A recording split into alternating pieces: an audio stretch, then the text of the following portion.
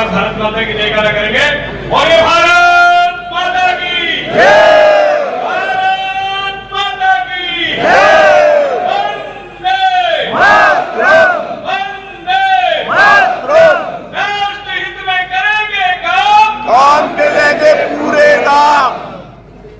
2 दिवसीय राजस्थान शिक्षक संघ द्वारा आयोजित इस राठौड़ अमर सिंह जी की धरती पर जोधपुर में आयोजित द्वितीय दिवस में आज के कार्यक्रम के मुख्य अतिथि के रूप में विराजमान राजस्थान सरकार के कैबिनेट मंत्री, सरल स्वभाव के धनी और मोदी सरकार ने जैसा एक हीरा ढूंढा ऐसे हीरे के रूप में देदीप्यमान आदरणीय मदन जी बिरावल साहब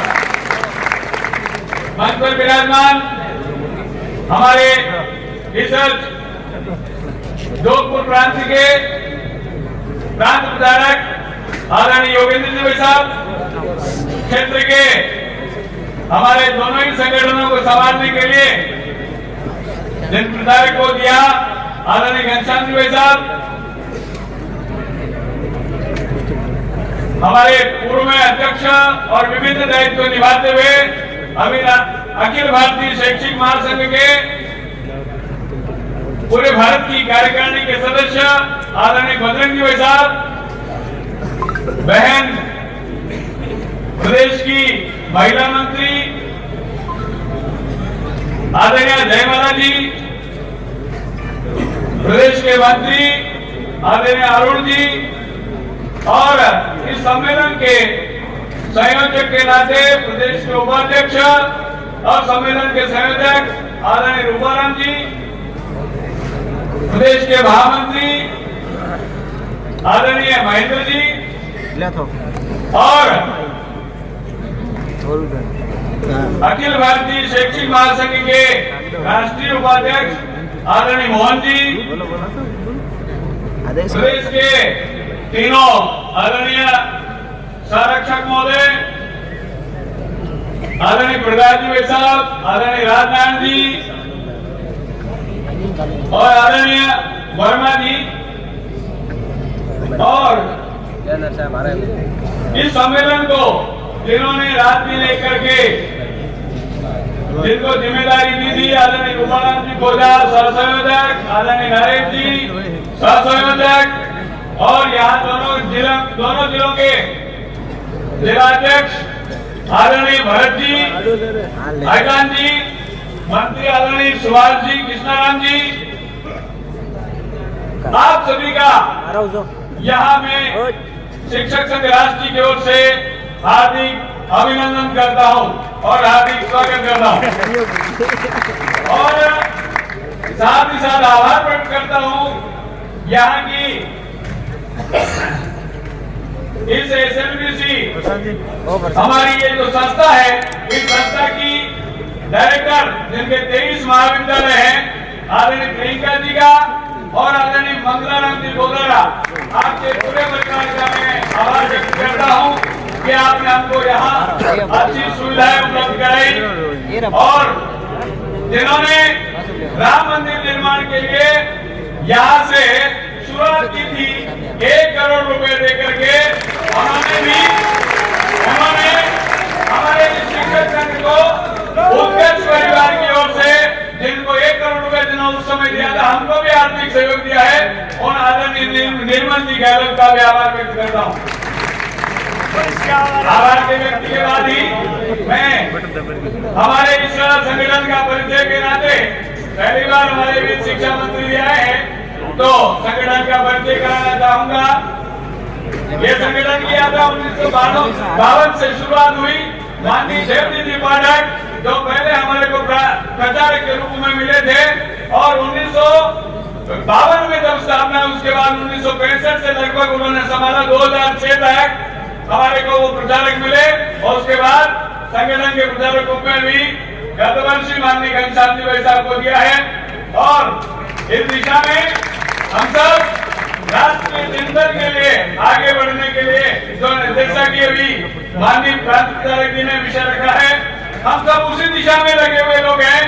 और पहला हमारा चिंतन रहता है, हम उस जो विद्यार्थी हमारे पास आता है उस विद्यार्थी को हम किस प्रकार सच्चा देशभक्त और राष्ट्रभक्त नागरिक बना करके अच्छे चरित्र का निर्माण करवाएं, ऐसा चिंतन करने वाला केवल एक ही संगठन है, वो है राजस्थान शिक्षक संघ राष्ट्रीय। और इसकी सदस्य संख्या भी 1,60,000 से पार कर चुकी है और अगले वर्ष हम 2.25 लाख सदस्य के पार करने के लिए प्रयास करते हैं। जिंदाबाद जिंदाबाद ऐसे श्रेष्ठ काम करने वाले श्रेष्ठ कार्यकर्ताओं का निर्माण करने के लिए हम वर्ष भर में अभ्यास वर्गों का आयोजन करते हैं और इनको लगातार अभ्यास वर्गों के माध्यम से अनुशासन और जो भी सीख लेनी है हम उसको लगातार लगे हुए रहते हैं। और वर्ष भर का कैलेंडर के आधार पर, वो भी कैलेंडर के आधार पर एक ही केवल शिक्षक संघ है जिसका वार्षिक कैलेंडर है और उसकी योजना के अनुसार काम करते हैं। उस योजना में अभी कर्तव्य बोध पखवाड़े का आयोजन, ये कर्तव्य बोध पखवाड़ा जो 15 दिवसों का होता है, कर्तव्य बोध दिवस के रूप में हम उसका आयोजन करके शिक्षकों में समर्पण बढ़े इसकी चिंता करते हैं। वो भी केवल एक ही संगठन है। अब मैं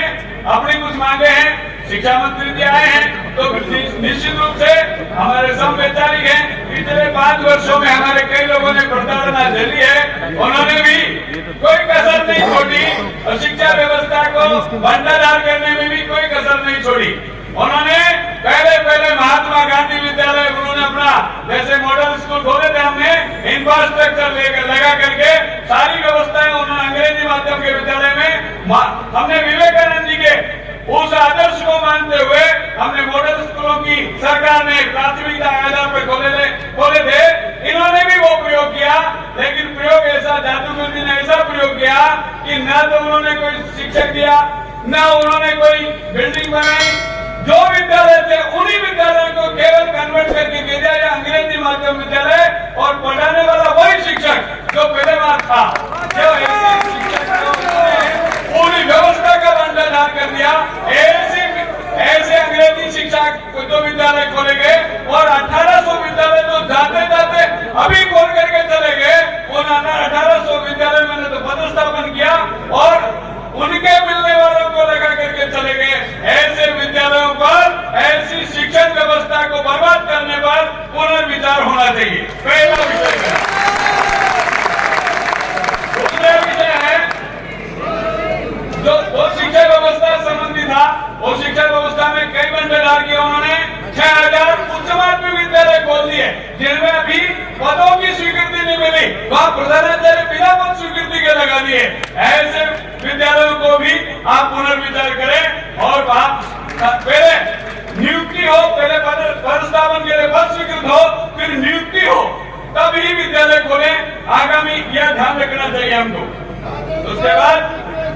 जिंदाबाद मैं हमारी 2-4 मांगों पर बात करूंगा, ज्यादा समय नहीं लूंगा, लेकिन आप बता रहे निश्चित रूप से एक हमारी 3 वर्षों से, लगभग 3 वर्षों से सभी संवर्गों की डीपीसी रुकी पड़ी है। सबसे पहले डीपीसी हो और सरकार की कार्य योजना में भी डीपीसी है कि सरकार आते ही सरकार की जो 100 दिवसीय कार्य उसमें डीपीसी है। तो सभी संवर्ग जिनकी डीपीसी 3 वर्षों से लंबित है, आप तुरंत लिखवाएं और वो हो। उसके बाद प्रबोधक और आरपीएससी से लगे शिक्षक लगभग 60,000 लोग ऐसे हैं जिनकी वेतन में संगति, मैंने वेतन में संगति की बात बाद में भी करूंगा, लेकिन केवल उनकी वेतन में संगति एकमात्र आदेश के कारण कनिष्ठ को कम वेतन मिल रहा है, वरिष्ठ को कम वेतन मिल रहा है, कनिष्ठ को ज्यादा मिल रहा है। उस पर एक बात लिखवाएं तो उनको राहत मिल सकती है। अभी वर्तमान में पुरानी पेंशन जिस प्रकार जारी है, उस पेंशन को आगे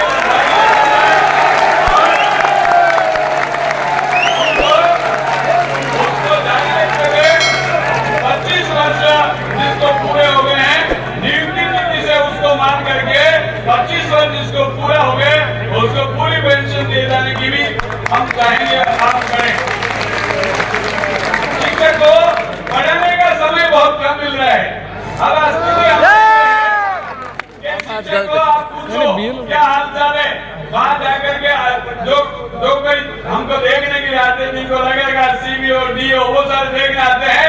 वो हिसाब किताब पढ़ाई का नहीं पूछते, वो कोशाल के में क्या बना, क्या मेनू था, क्यों नहीं बना, उसको बात करते हैं। बात शिक्षा की करें, शिक्षा में कैसे गुणवत्ता बढ़ाई जाए उसकी हम चाहते हैं, हमारा शिक्षक संघ चाहता है कि वो बात हो, शिक्षा में कैसे गुणवत्ता हो उसकी बात करें, तो ये भी हम चाहेंगे। और इसके साथ कई काम में हमको अटका दिया गया, अभी शहरी ग्रामीण ओलंपिक कराएगा इस वर्ष, हमारा उससे कोई लेना देना नहीं, वो 15,000 का कार्यक्रम था, सारे शिक्षकों को लगा दिया और ये शिक्षक 1 महीने तक परेशान रहे, उससे मुक्ति मिलनी चाहिए। अभी तो दूध का पाउडर जो खरीद करके वहाँ समस्याग्रस्त बना है, उसको हमारे शिक्षक से मिला है, उसको बंद करना चाहिए। अभी शिक्षण में कई बाधाएं भी उत्पन्न हो रही है, हमारे प्रशिक्षण बीच में सरकार जब अंतिम समय मार्च का महीना आता है तभी आता है, इनके कोई प्रशिक्षण होने चाहिए और वो जनवरी से फरवरी या तो बजट पूरा करने के चक्कर में फटाफट प्रशिक्षण करो। प्रशिक्षण की एक टाइमलाइन कैलेंडर जारी हो, इनमें प्रशिक्षण शिक्षकों का होगा, बीच में इनको कोई डिस्टर्बेंस नहीं करेंगे। प्रशिक्षणों का आयोजन और निःशुल्क जो पाठ्य पुस्तकें हैं वो पाठ्य पुस्तकें समय पर मिलनी चाहिए, अभी भी कई विद्यालयों में निःशुल्क पाठ्य पुस्तकें नहीं पहुंची है, तो ये चिंता का विषय है। उनका भविष्य क्या होता होगा विचार कर सकते हैं। पाठ्यक्रम चेंज करो। अभी हमारे विभाग में कई प्रकार के आप बुला रहे हैं, कई प्रकार के टीचर हैं, ये वो शिक्षा कर्मी है, ये पैरा टीचर है, ये थर्ड ग्रेड का कोई अलग पंचायत का शिक्षा है, ऐसे कई प्रकार के कोई 11 श्रेणियां शिक्षकों की। मेरी एक मांग है, शिक्षक संघ की मांग है कि वो सारे समाज के एक शिक्षक हो, जो भी संविदा पर लगे। आप ऐसे में अभी उर्दू के शिक्षक को सरकार परमानेंट कर गई और संस्कृत के शिक्षक या हिंदी के शिक्षक बनाने वालों के बारे में नहीं सोचा, तो हम ये मांग करेंगे अब ये संस्कृत और संस्कृति की सरकार आई है तो संस्कृत और हिंदी के जो शिक्षक हैं उनको संविदा केंद्र को नियमित करें। कई बार टीएसपी के जो शिक्षक हैं कोर्ट से आदेश लेकर गए हैं, उनको नॉन टीएसपी में भेजना है, इस पर भी आप विचार करें। और पारदर्शी उनके साथ ही पारदर्शी और स्थानांतरण नीति, एक बार जो प्रताड़ित शिक्षक हैं उनको राहत देने के बाद एक स्थानांतरण नीति बने, उसी के अनुसार अगर विचार हो, ऐसा भी आप इसके बाद सामाजिक और कॉमर्स ऐसे कई विषय जोड़े गए जो पदोन्नतियों में छूट गए, कई वर्षों से पीछे हैं, बाढ़ से लेकर अब तक उनको कोई लाभ नहीं मिला है। उच्च प्राथमिक विद्यालयों में सारे विषय इनके लिए कर दिया जाए और पदोन्नति का मार्ग इनके लिए खोले ताकि वरिष्ठता का उल्लंघन नहीं होकर वो भी वहाँ पहुँच सके। ऐसा भी आपसे निवेदन करते हैं।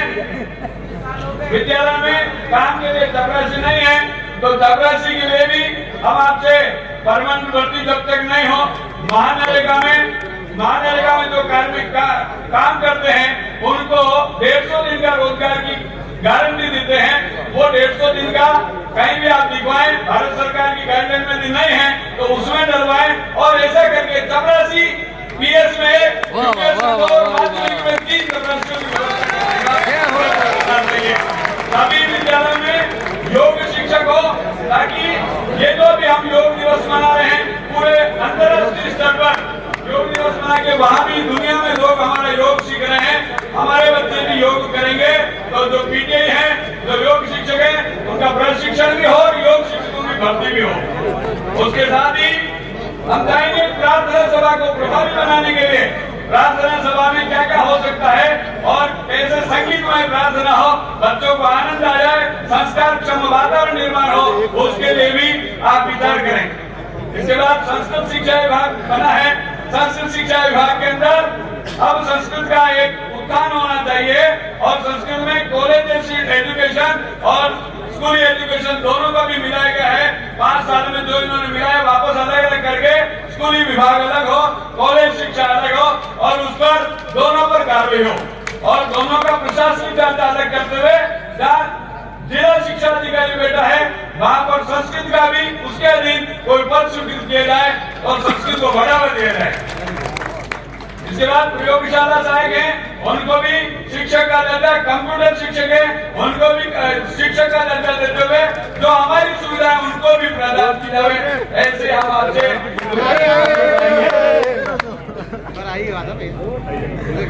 और अंत में मैं इन सब चीजों का तोड़ कैसे हो सकता है, मैं इन सब चीजों का एक तोड़ है कि कई राजस्थान में कई शिक्षक संघ होंगे, लेकिन गत सरकार ने भी मान्यता देने का प्रयत्न किया, डोडा सराज ने इन सबको बुलाया और डोडा सराज मुझे मान्यता देना चाहते हैं, वो बड़े जोश में थे, मान्यता हम दे देंगे, जोश में थे। उन्होंने पूछा, हमारे कार्यकर्ता संपत सिंह जी 3-4 लोग जो उस समय थे वो गए, बात की और इन्होंने कहा मान्यता किसको मिलनी चाहिए, इन्होंने कहा जिनके पास 4 का हो, कार्यालय हो, कोष हो, कार्यकारिणी हो, कार्यक्रम हो, उनको मान्यता दे दो। तो उन्होंने पहली बैठक में हाँ कर ली, दूसरी बैठक में जब विवेचन हुआ उनको लगा कि ये तो केवल राजस्थान शिक्षक संघ राष्ट्रीय के पास है, बाकी किसी पास नहीं है, तो मान्यता केवल राष्ट्रीय को मिलेगी, इसके लिए आगामी उन्होंने कोई बैठक ही नहीं की, बंद ही कर दिया। इसलिए आपसे गुजारिश है कि ये राजस्थान शिक्षक संघ को राष्ट्रीय को मान्यता मिले और आप जो पैरामीटर तय करेंगे हम उन पर खरे उतरने को तैयार हैं, मान्यता करेंगे।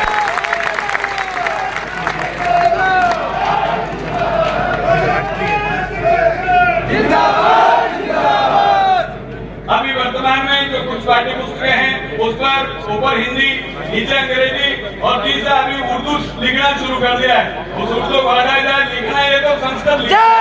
श्री राम, जय श्री राम। आपकी सारी मांगे लगभग समेटने का प्रयत्न किया है। निश्चित रूप से हमारे एक अच्छे कैबिनेट मंत्री के रूप में अच्छे सरल सभा के धनी और हर विषय पर गहरे से चिंतन करने वाले शिक्षा मंत्री मिले हैं, निश्चित रूप से उस पर कार्रवाई होगी। मैं ये विश्वास दिलाता हूँ और